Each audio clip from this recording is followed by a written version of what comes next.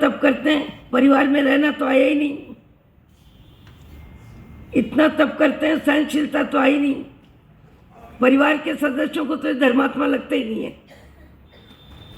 सबसे पहले व्यक्ति को परिवार के सदस्यों से धर्मी होने का सम्मान मिले कि हमारे परिवार के सदस्य धर्मी हैं, ये धर्म करते हैं।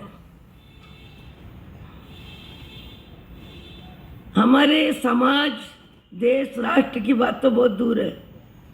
हम जितने यहाँ बैठे हैं धर्म करने वाले हैं, अधिकांश परिवार के सदस्य धर्म करने वालों की अनुमोदना कम करते हैं, क्योंकि हमारे धर्म के साथ अधर्म जुड़ा हुआ है। धर्म के साथ अधर्म जुड़ा हुआ है। पढ़ने में आधी घंटे की देर हो गई तो वहाँ समता आनी चाहिए। समता आएगी तो परिवार के सदस्य कहेंगे अरे मुझे बहुत देर हो गई, मेरे सास के पढ़ना है। दूसरा क्या कहेगा, आप निश्चिंत रहो, आपकी सास उपालम नहीं देंगे, भले देर हो गई, आप अशांत मत हो। उनका स्वभाव बहुत अच्छा है, वो किसी को तकलीफ देना नहीं चाहते। घर के सदस्य क्या कहेंगे, निश्चिंत रहो, अरे आज सब्जी में नमक डालना भूल गए, कोई बात नहीं। हमारे घर के पुरुष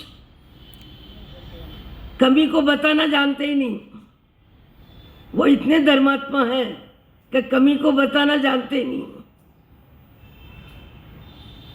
कमी को एहसास करना आपका, हमारा सबका अनुभव है, सबका अनुभव है, मेरा भी आपका भी है। भाव बदलने के लिए भाव मिला है। ये जैसे उदाहरण 50 हैं और अच्छे अच्छे समझदार औरत, बड़ी उम्र की औरतें भी सामान्य गलतियां करते हैं। मैं एक जगह पढ़ना बैठने गई 28 का, और 28 के पढ़ने वाली बहन का चेहरा कमल की तरह खिलना चाहिए, इसलिए कि तप का लाभ मिला, शुभ विचार सक्रिय हुआ, परिवार का सहयोग मिला, मेरे भावों को जीने का मुझे मौका मिला, तो चेहरा उतर रहा है। मैंने कहा चेहरा कमल की तरह खिलना चाहिए, पुण्य की, अच्छे कार्य की इच्छा पूर्ति हुई। इतने में तो उनकी सास बोलती है, महाराज मेरे पेट के तो सब आ गए, इनका तो अभी भाई नहीं आया। ये धर्मी व्यक्तियों की भाषा। 5 सामायिक करने वाले, 3 सामायिक करने वाले, 2 सामायिक करने वाले, और तपस्वी बहू का मन दुखा दिया। क्या बोल के मन दुखाया कि नहीं?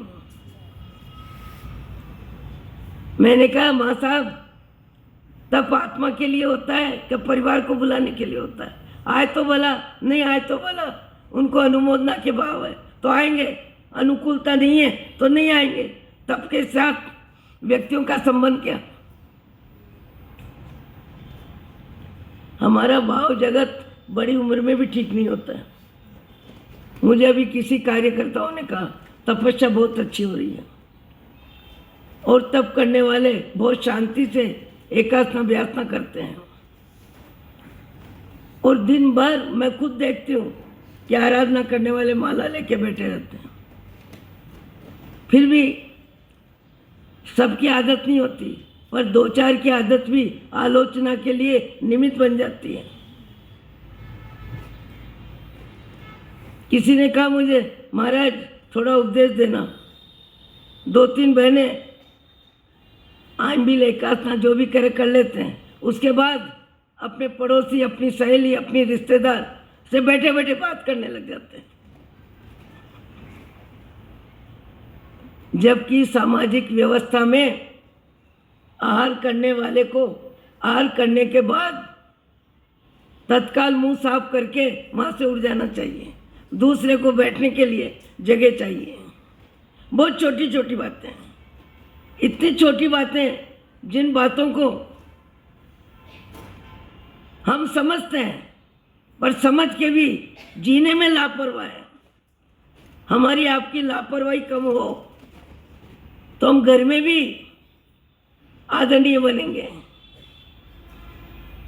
घर में भी अनुमोदना का कार्य होगा। हमारे अच्छे विचारों को जीने में बाधक कौन बनता है? अच्छे विचारों को जीने में बाधक कौन बनता है?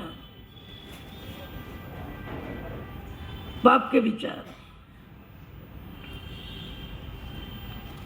पाप के विचार कभी भी खड़े हो जाते हैं